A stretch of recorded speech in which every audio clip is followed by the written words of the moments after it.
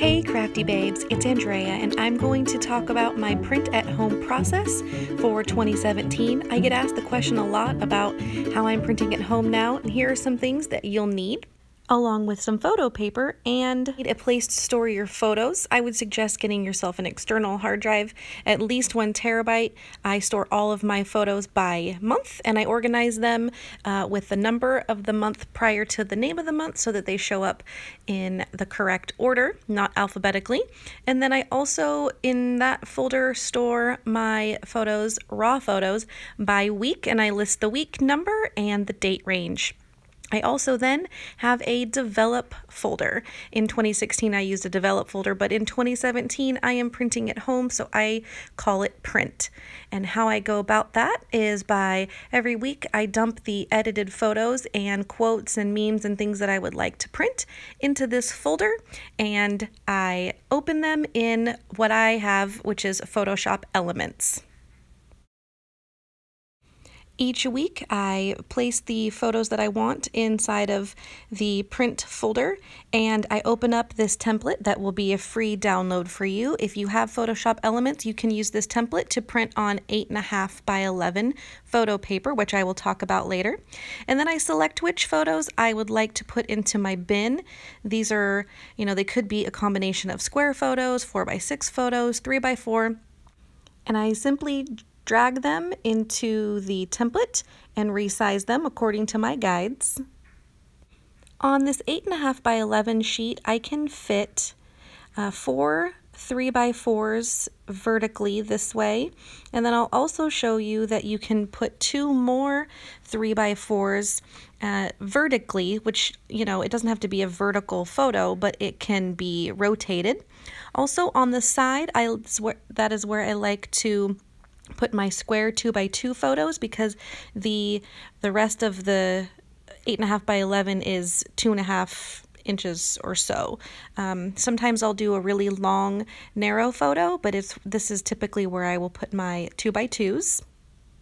I typically do all one size of photos first, like I'll do all my 3x4s first, and then what I do is remove them from the bin, as well as removing them from the template, and that way I don't duplicate photos and I'm only left over with the photos that I haven't yet put onto the template.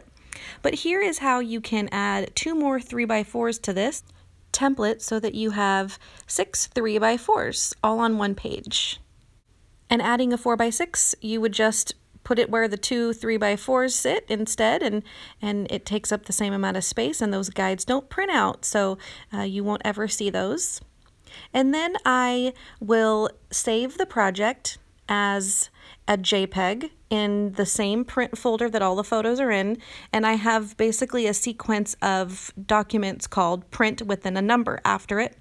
That way I know for this week I printed, number 17 through 23 or whatever that is. And then I will remove the photos from the bin, remove them from the template, and then I'm left with just the pictures that I need to have put back onto the template. So that way I'm not going, oh, did I print this? I'm not sure if I added this yet. That way if I just delete them, they're gone from the options of photos to add.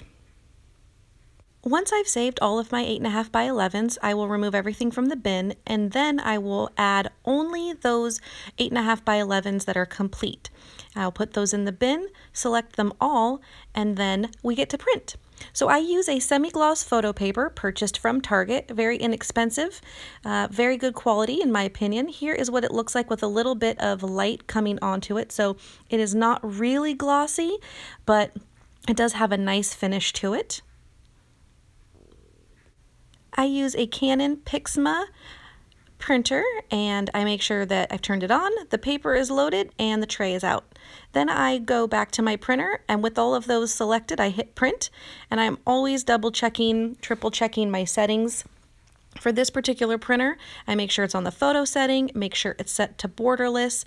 I also make sure it's at the highest quality print option, and I do make sure to tell it that it is a semi-gloss. It really does make a difference when you use different papers, that you tell the printer what kind of paper you're using.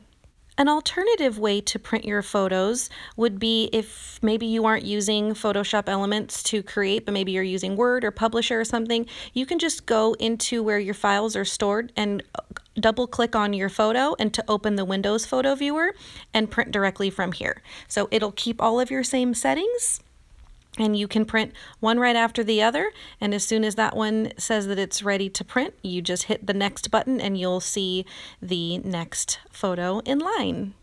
Same properties, same settings, and you can just do this for as many 8.5 by 11 pages as you'd like to print. In my opinion, this printer is amazing for photos. I have had other printers in the past that claim photo quality, but this really nails it. The photo paper and the print quality are amazing. The colors are bright and vibrant, and the paper isn't too glossy, only in direct light, which you're hardly ever gonna see. The next thing I do with my photos is trim them. So I do waste a little bit of space sometimes depending on what photos make it onto the 8.5 by 11s, but most of the time I can use up as much as I can.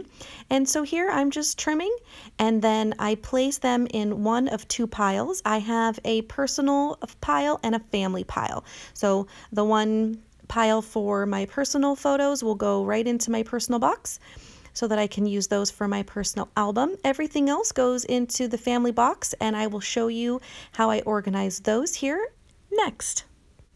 Once all of my photos are trimmed, I grab my two boxes, one personal, one weekly, and the personal ones, I have to actually find a bit of a different storage solution for those because some of my photos are a bit too big for that box. But here's what we're going to do with the weekly photos. There are some supplies that you will need as listed in the beginning of the video, and I like to organize my photos by week to give myself a small chunk to work on at a time.